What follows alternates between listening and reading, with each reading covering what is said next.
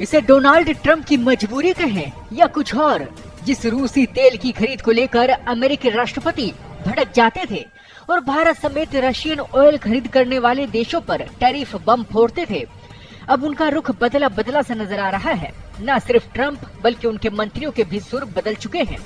Iran के साथ America Israel के युद्ध से दुनिया में बड़ा तेल संकट खड़ा होने के बाद ये बदलाव देखने को मिला है। खासतौर पर भारत की रूसी तेल खरीद को अमेरिका अब जरूरी करार दे रहा है। भारत में अमेरिका के राजदूत सर्जियो गौर ने सोशल मीडिया प्लेटफॉर्म ट्विटर पर एक पोस्ट में लिखा कि दुनिया भर में तेल की कीमतें स्थिर रखने में भारत एक बड़ा पार्टनर रहा है।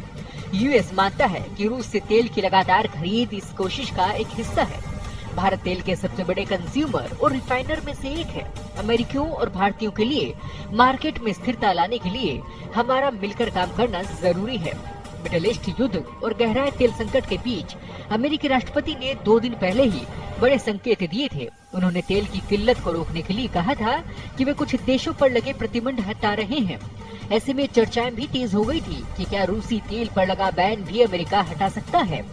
ईरान युद्ध के चलते तेल की कीमतों में लगी आग के बीच रिपोर्ट आई है कि डोनाल्ड ट्रंप रूस पर लगे प्रतिबंधों में अस्थायी रूप से ढील देने पर विचार कर रहे हैं।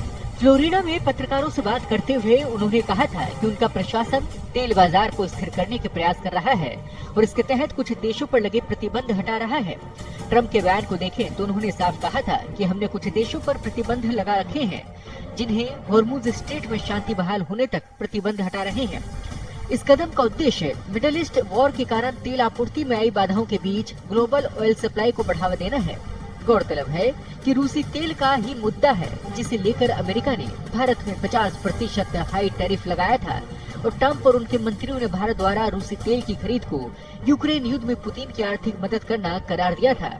बता दें कि बीते अप्रैल 2025 में जब ट्रंप ने टैरिफ बम फोड़ना शुरू किया था तो भारत पर 25% का रेसिप्रोकल टैरिफ लगाया था, लेकिन अगस्त महीने में रशियन ऑयल इंपोर्ट को मुद्दा बनाकर इस टैरिफ को दोगुना करते हुए 50% कर दिया था।